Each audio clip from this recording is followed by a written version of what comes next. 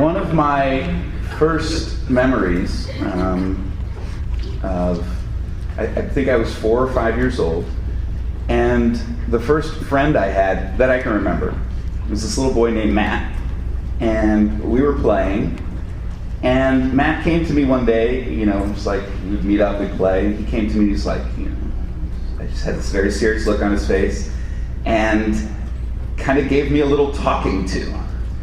And he explained to me, Brian, you're brown. And I was like, oh, okay. And he said, and I'm peach. And I was like, I don't remember saying anything back. I just think in my mind, I was like, these Legos aren't going to build themselves, man.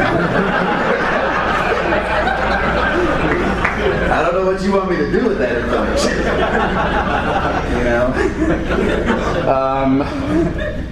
But anyway, Matt was trying to do me a favor because Matt was trying to introduce me to the very bizarre and peculiar rules that we all know today as grown-ups. Very, very important things to understand. That if you didn't understand, you'd find American life and society very weird and strange. You'd do things that you shouldn't do. You'd go places you shouldn't go. All kinds of things. You'd mess up if you didn't understand the particular rules that govern the ideology or the ideas of race in the United States. And sometimes I think when you go outside of the American context, you begin to appreciate how particular and unique these are. I remember reading about an interview with the former dictator of Haiti, Papadoc Duvalier, referring to the majority white population of Haiti. An American journalist interviewing him was like, wait, what are you talking about? So then they had to define for each other what it is that makes somebody white or black. And the American journalist said, well, naturally, in the United States, one drop of black blood, metaphorical black blood, makes you black. Duvalier says, well, that's our definition of white. The whole idea of this talk, if you take away nothing else, is that the whole thing is made up. That this is, that's it. The whole thing is made up. And that you could make it up different ways. And that people have and do. And it changes. And that it really has nothing to do with biology or genetics. And certainly I'm going to go through that a little bit. There's an interesting census study, a study that went through several decades of census records and determined that probably nearly twice as many people running around calling themselves white have recent African ancestors as people in the United States calling themselves black. Now, white people here, I don't recommend that you go around calling yourself African because of that. That's one of those things that Matt's trying to teach. You gotta know these things, or you find yourself in a lot of trouble. And this is not just a matter of, folksy beliefs or prejudice or, just wrong ideas, although those things are all in the mix. I'm going to talk about those things. This is a matter of law, something that has been legislated and a matter of settled law. The Naturalization Act of 1790, to determine who got to call themselves an American citizen, said that it restricted citizenship to persons who resided in the United States for 2 years, who could establish their good character in court, and who were white by that time. Many of you will be familiar with the Plessy versus Ferguson case of 1896, which established that it was, I'm jumping ahead just to give you a sense of just some legal posts along the way, which established that it was legit to have separate railroad cars for black people and white people. One of the things you forget about that case is that the whole argument of Homer Plessy was that he was white, and that he was sitting in the white section and got bounced from the white section because the conductor said he was black. The question wasn't, we should all be able to sit together. It's like, no, I'm a white person, actually. And the court ended up settling the question of who gets to call themselves white. The court admitted that basically this was something that was very important and to determine who was white and who was not. And that this is something people could sue. The court in its discussion said, if he be a white man and assigned to a colored coach, he may have his action for damages against the company for being deprived of his so-called property. Upon the other hand, they basically admitted that having the ability to be white is a form of property. It's valuable, extremely valuable in 1896. If he be a colored man and be so assigned, he has been deprived of no property, since he's not lawfully entitled to the reputation of being a white man. End quote.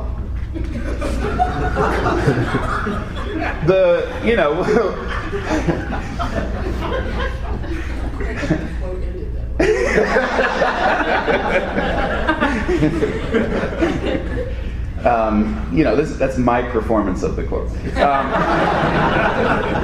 The settled law of 1921, according to the books where they write down what they kind of the approximation of settled law up to that point. Corpus Juris says, and I quote, "Here's what a white person was in 1921," because these people are suing over this. Native American people, other people are coming to the United States and suing the court, saying, no, you can't treat me this way. I'm a white person. I deserve the property interest in being able to have the reputation of a white person. So in 1921, they said, we have to have a definition of what is a white person. Here's what they said. White person has been held to include, by the court, an Armenian born in Asiatic Turkey, a person of but 1/16 Indian blood and Assyrian, but not to include Afghans, American Indians, Chinese, Filipinos, Hawaiians, Hindus, Japanese, Koreans, Negroes. Nor does white person include a person having 1/4 of African blood, a person in whom Malay blood predominates, a person whose father was a German and whose mother was a Japanese, obviously, a person whose father was a white Canadian and whose mother was an Indian woman, or a person whose mother was a Chinese and whose father was the son of a Portuguese, whose father was the son of a Portuguese father and a Chinese mother.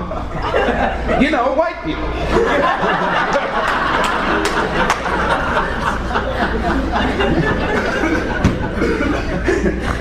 So when I say it's all made up, it's made up. But that's not to say that it's not real, okay? It's very real. It's real in the same way that Wednesday is real. Okay? But it's made up in the same way that Wednesday is made up. Human beings that, look and smell like we do, or at least most of us do. Been in some of these crowded elevators. Evolved around 200,000 years ago in the African continent and began leaving the continent around 50,000 years ago and settled in various parts of the globe for many thousands of years in bands of people that were for the most part cut off from each other and stayed in the same place. They did not have our kind of modern means of transportation. And so this is all travel by foot. And by staying in the same place for many, many thousands of years, they actually did evolve to look differently from each other, arguably for reasons that had largely to do with the various environments in which they found themselves. So there is a biological basis to the reason that people look differently from each other, besides the fact that humans are genetically unique, genetically individuals. But certainly groups of people who stayed in the same place for thousands and thousands of years did end up looking different from each other. And if you look at those people before the modern era of tremendous transportation and people going all over the place for political reasons or being carved up in geographic places as nations and all the things that are pretty much brand new in human history, the people who settled around the band of the Earth, the equator, where they get the most intense direct sunlight, all over the Earth, those people have darker complexions. Now, why is that? Because all human beings, regardless of their complexion, have the ability to produce melanin as a protection from UV radiation. And if you are fair-skinned and subject to intense sunlight and radiation, you're going to develop all kinds of skin cancers. It also turns out that now skin cancer might not stop you from reproducing, because in general, and therefore passing on your genetic material, because in general you're going to get that when you're older, past your childbearing years. But there is evidence that UV radiation interrupts the processes associated with folic acid, or folate, in the body, which can cause birth defects and other health problems. And so, people with darker complexions absorb UV radiation, of course, and get sunlight, but around the globe are protected not only from skin cancers, but from interruptions with reproduction. Now, if you're one of those people who's been living for thousands of years in an Arctic climate, or much further north or much further south away from the equator, you're getting much more indirect sunlight, you're getting less of it, and now you have a different problem. Now you have the problem of vitamin D deficiency, because the sun has been a crucial source of vitamin D for human beings ever since we evolved. That is, you are going to have the illnesses associated with vitamin D deficiencies. And so you actually need to get more sunlight, and so paler skin is advantageous in those places. And so this really is, I think, the only biological basis we can find between people who have different complexions around the world. But that's a far different thing from saying that people with different complexions actually comprise races of people in a biologic sense. And I want to talk about that a little bit. Because scientists certainly have tried for a long time to prove that there are different races scientifically, and it's all been disproven as basically bunk. And now we understand that there's more genetic diversity within the so-called races than between them. A scientist by the name of, whose name I'm going to mangle, but I want you to know the name, maybe I'll write it down for you if you want to follow up. Carol Mukadpadye, I think. Says, has a fantastic article that goes through these things one by one, even the things we think of as showing some kind of biological evidence of race, like, sickle cell anemia, or things that seem to attack a particular race of people. Actually, that's not true. It's not the way it works.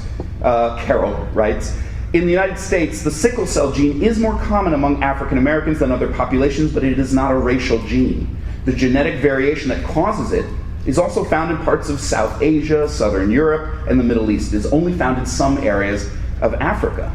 And then again, she turns to the question of genetic diversity even within what you call black people.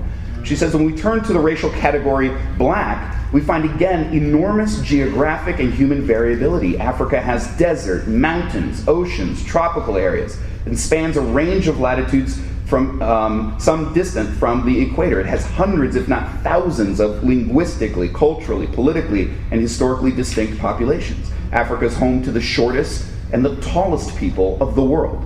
Other traits vary significantly, including skin color, facial traits, nose, eye shapes, overall body shapes, even the frequency of sickle cell and lactose intolerance.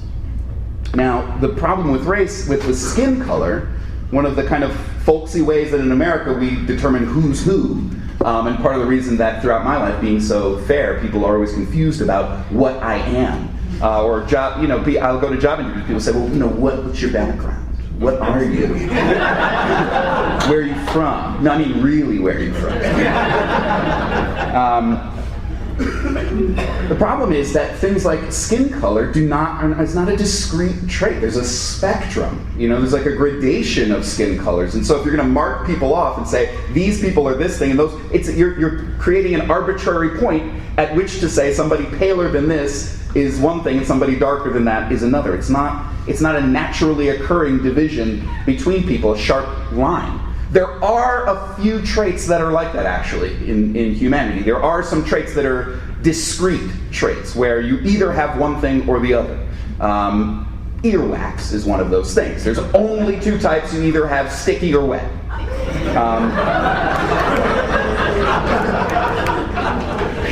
We're not likely to see that. Yeah, it's funny. That just sounds so different on the page than when you say it out loud. We're not likely to see the wet earwax civil rights movement anytime soon. The wet earwax party for self-defense. All right. So, a thumbnail history then of the actual origin of the idea of race. This is a political, historical creation. So if human history is as long as we're saying, then the history of race is a relatively new development. It's if a human history was a 200-page book, race begins on the last line of the last sentence of the last page. And it starts here in the United States. Historians look at the Virginia colonies as a source of the origins of what we would call ideas about race. They, in the beginning of the 1620s, discovered that instead of kind of mining and pillaging and looking for gold or things like that, that actually they could get rich by growing tobacco. And as historian Barbara Fields says, nobody ever got rich growing tobacco by democratic means. So the best thing you got to do is press people into the growing of it. And of course, first they try to, these are the European colonists, of course, first thing they try to do is press the natives into it, and that fails because the natives, you're on their home turf. They know the land better than you. It's easier for them to run away, escape, and so on. So they're not a reliable source of the kind of intense labor power you need, and you're producing not just for you to smoke. This is a new thing in the world where you're producing for a world market. You're producing for somebody to smoke that you'll never see. This is the origin of this kind of like alienated commodity production, where you're producing something at a pace of a world market, of a thing that's global. And of course, they try to press fellow Englishmen into the practice. They create indentured servitude, in some cases kidnap people. And it's important to realize that indentured servants were essentially property as well. They could be bought and sold, they could be traded, they could be put up for stakes in card games, and that sort of thing. They could be murdered, they could be whipped. But they too have problems and limitations because the supply is in the home country. So, if you drag them all the way down to the condition of abject slavery, then you are ratcheting up the class struggle at home. I mean, there's just no doubt that the traditions of struggle between employer and employee came to bear in the colony, and the indentured servants were, lost a lot of battles, but were trying to press for their rights. The other problem is that, it's a temporary servitude, and at some point, if they survived, and they didn't always, they would then try to become landowners and become your competitors. And so they hit upon the idea of kidnapping people from Africa and bringing them over. But even that was not systematic at first, and because it was not systematic, there was no systematic set of ideas about those Africans. Africans existed in many different conditions in the colonies, some free. There's cases of Africans suing what would later be called white people, or Christians at first as they're called, and winning, or adopting Christian babies. And it's only later that the language changes from free and Christian and that sort of thing to white and black, or to white and African. Africans were, as Fields argues, available for enslavement in a way that other people were not. And so for the first time in human history, you have a unique situation in which the color of one's skin has a political significance. It had never had, other than just being like, oh, you look different from me, it never had a political significance before, ever in human history. Now there's a reason to assign a political significance to it, in that it's an ingenious way to brand somebody as a slave. It's a brand, it's a mark on them that they can never wash off, that they can never erase, that they can never run away from. And anywhere you find somebody with that mark, the assumption is that they're meant to be in that category. There's no way out for them. That's the ingeniousness of using skin color as the mark of degradation, as a mark of slavery. And so, but it's not until you have systematic African slavery, until the cost of an African slave dips below the cost of an indentured servant, that you get then the rush of African kidnappings and the development of mass African enslavement, and then the ideas that have to follow and train to justify it. And crucially, there's some turning points in this history. People referred earlier in a session I was into Bacon's Rebellion in 1676, to say that it's an important turning point because it's an example of what we would call today white and black people banding together against the planters, against the owners, the bosses of the day. They had this massive insurrectionary rebellion in which they, deposed the governor and burned down plantations and held out against the militia for something like 8 months in a band of several hundred of them.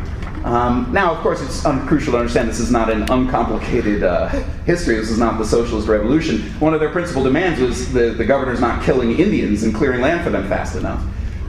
But still, just the very fact that the planters faced these different categories of people coming up against them, meant that they then moved more decisively to put into law the matters of who got to do what and to more decisively categorize people according to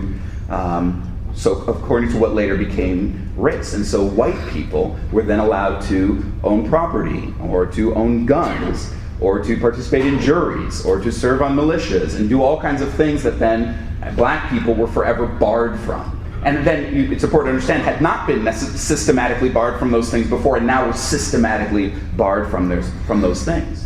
It's also interesting to note that at the same time, so while this color line was being drawn very decisively in the United States, all people who are on this side of the line have these very strict laws applied to them with almost no exceptions. This is the law of the land. And all people on the other side have a whole different set of rules that apply to them. We're drawing this hard line. And I just want to point out, for a very practical reason, the planters were, because it was in their interest to very clearly divide and therefore better control both camps. But the color line was drawn differently in different places that used African slaves, for a simple reason that, for example, in parts of the Caribbean, they did not have enough white people to govern the black slaves. They had to recruit from among the Africans to help govern them. And so they had to draw the color line in a different way. And so while the ideas of full-blown white supremacy and African inferiority came to be the general ideas of the North American slave context, they have different variations in different places because of the different outcome of the political situation. Barbara Fields argues that the American Revolution is another crucial turning point in this development because it's the first time in human history that a nation declared that all people were equal. Before, inequality was not something that nations decried. No other nation ever said that everyone was equal, like kings and serfs were equal. No, they've never been considered equal. But for the first time, America wore that badge on its chest and said in 1706 that all men are created equal, but of course had a circumstance where at the same time you can hear the rattling of chains right there behind you while you're writing the document. And she argues that when self-evident laws of nature guarantee freedom, only equally self-evident laws of equally self-evident nature can account for its denial. And hence the intensity of the ideology of white supremacy and the beginning then of the need to go for a kind of scientific, biological explanation for why these Africans are inferior. So that's just a kind of thumbnail sketch of the history of how it came to be. There's lots of great stuff that people here and we all should read. I'm sure things things that we need to read. I just want to name a few that come to my mind. One is the popularization of the idea that the systematic exploitation and special oppression of people of African descent in this country is a matter of law and legislation, not just from that era, not just from the slave era, but continuing right up and through the 20th century, popularized by Ta-Nehisi Coates. Most recently in an article called The Case for Reparations in the Atlantic, which I highly recommend that people read, goes through Jim Crow, housing segregation, all of the ways that people have been legally robbed and that laws have been set aside for discriminatory purposes. Also, Michelle Alexander's argument, I think, is very compelling, and if people haven't read the new Jim Crow, Mass Incarceration in the Age of Colorblindness, they should. And she argues that today, without using the language of white and black, there's a new system of of trapping people in a material circumstance, namely felony conviction, and then post-felony conviction life basically bars you from voting, bars you from public housing, bars you from college loans or military service or voting, or to try to change any of that. And I want to say something about the book by Barbara Fields and Karen Fields, and I want to introduce some ideas of it, because I think it's a book over there, Racecraft, and it's here in the Haymarket Book Room, because the book raises some really provocative arguments that I hope that we all can grapple with. I want to present some of them here, because I hope that we can have a little discussion about it maybe, and then just to spur future discussion about some of the ideas that they raise, that I think are compelling, interesting, important for us to grapple with. One of the ideas they raise is that people often use the term race when what they really want to talk about is racism. That is, and that there's a way in which if you use the term race to say, like, we need to be race conscious, or this is really about race, then what you're saying often is that you're making, in their words, you're making something that's about oppression. Instead, you're making something about the identity of the person, as if the identity of the person has caused it. A classic example being, they shot him because he's black. Now, we all know what that means, and people say that all the time, but actually the sentence doesn't make sense. Black skin doesn't attract bullets. You understand what I'm saying? It's not, you're taking away from the idea that, no, that's racism. That's an act of somebody oppressing somebody else, and the color of somebody's skin does not cause that to happen. Actually, that's oppression that causes that to happen.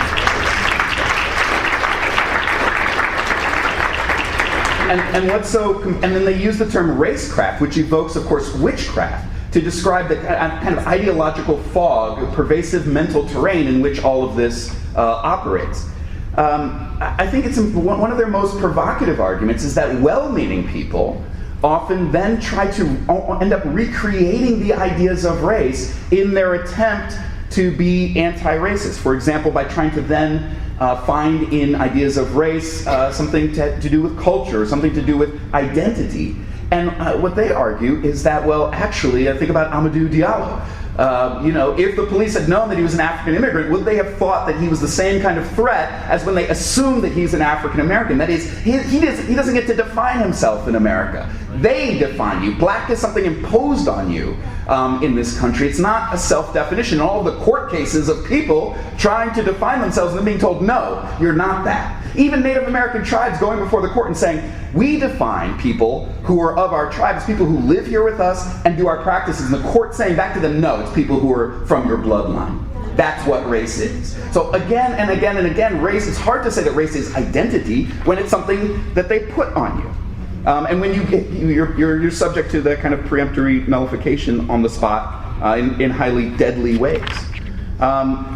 We should also note that this talk is very focused on the people of African descent and African Americans in the United States. But once it becomes the dominant idea in the United States, it's a highly useful ideology, and you could carve up, and they did, the entire world into so-called races, and then it becomes available as an ideological framework to explain and justify wars, to explain and justify the subjugation of other people, of so-called immigrants, we have to say, from Mexico.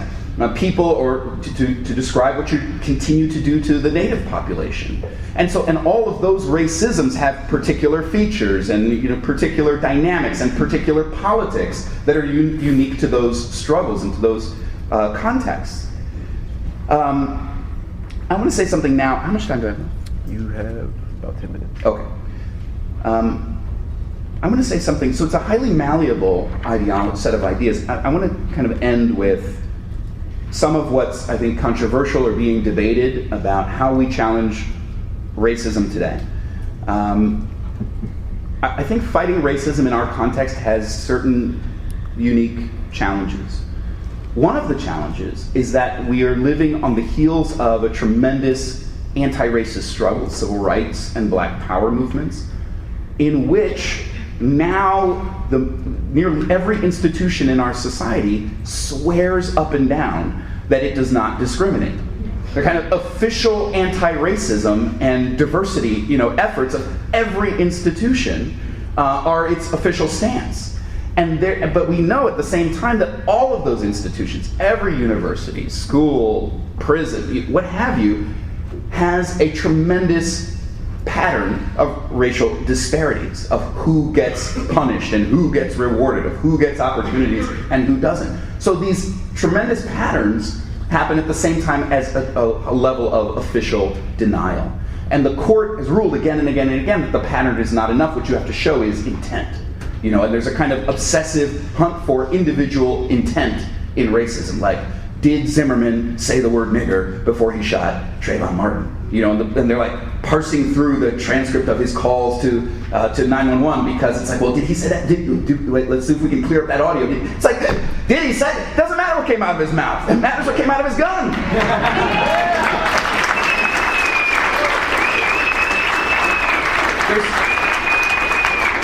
You see it most obviously when there's people who are dumb enough to say it, like dumb enough to get caught, like the rancher out there. It's like they're all with him, yeah, welfare and the dependency and the government, blah, blah, blah. And he's like, yeah, slavery was better. Like, oh man. And suddenly they disown the guy. Thing was racist all along, buddy. So it's like, as long as they don't use the word, then, or the guy, the basketball team owner, he's like got this participating in all these racist housing practices, and got this kind of plantation relationship being an NBA team owner. And then it's like, if he slips up and gets caught on tape saying something very explicitly racist, then there's like a hoopla. But the systematic day in and day out denial of people opportunities to live a decent life is not considered a travesty. And so that's a challenge for us. I think another challenge is the way in which sometimes the whole history is like they use racism to divide and control the working population. Now there's like a new twist on it where they use a kind of fake anti-racism to divide and control. I'm thinking about the struggles in education, where it's like they use a fake anti-racism to divide parents, teachers, and students.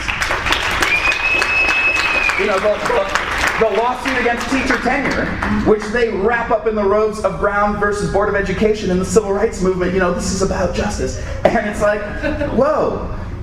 So that presents a challenge for us. One item of continuity between these different eras is the pervasive attempt to pathologize people of African descent, African Americans in this country, try to say one way or another, if biology gets discredited, then you try to say it through culture, or something like that. And even the fact that Barack Obama could so frequently, play into that by talking about, kind of parenting practices of black parents, when the very fact that he could do that just shows the pervasiveness of the idea, how much it's become a common sense idea that there's something pathologically wrong with either the culture, we're not saying genetics, but with the culture of black people in this country. Contrast that with when the skin color of people who seem to have a habit of nearly every week in this country shooting up their school, nobody then goes around and saying, Obama wouldn't get on and say, white parents. Come on, white parents.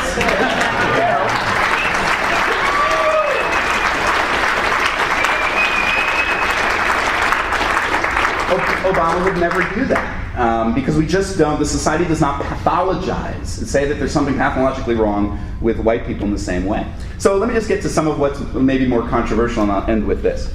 I think there's a way in which now people, especially I'm thinking of African American writers and left-wing intellectuals, are arguing about what is to be done about this. And certainly there's the argument about reparations. And I just want to bring up another argument that's come out that I haven't heard that much discussion of about affirmative action.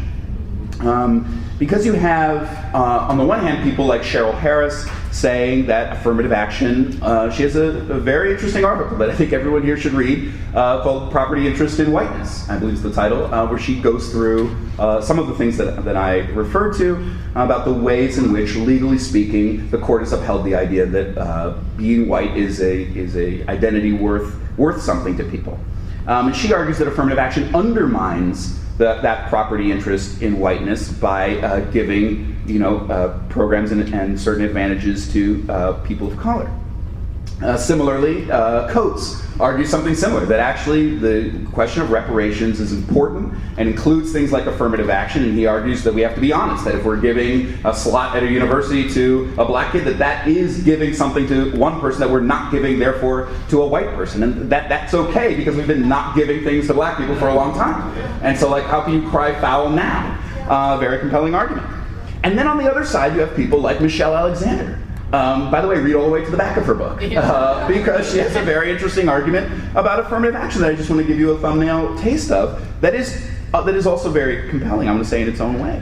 She argues that the obsession, and she's not, I don't think her argument is aimed at the left so much as it's aimed at kind of liberal, legal activist establishment that has been very focused on diversity and affirmative action. Meanwhile, mass incarceration has happened at the same time, that we've been fighting these battles over affirmative action. She's saying, look, there's something wrong here. She makes a very interesting observation, and I'll quote her: whereas black success stories undermined the logic of Jim Crow, they actually reinforced the system of mass incarceration. Think about that for a minute. Because under the old Jim Crow, the idea was you can't do anything. You can't be a doctor, you can't be the president, you can't do those things.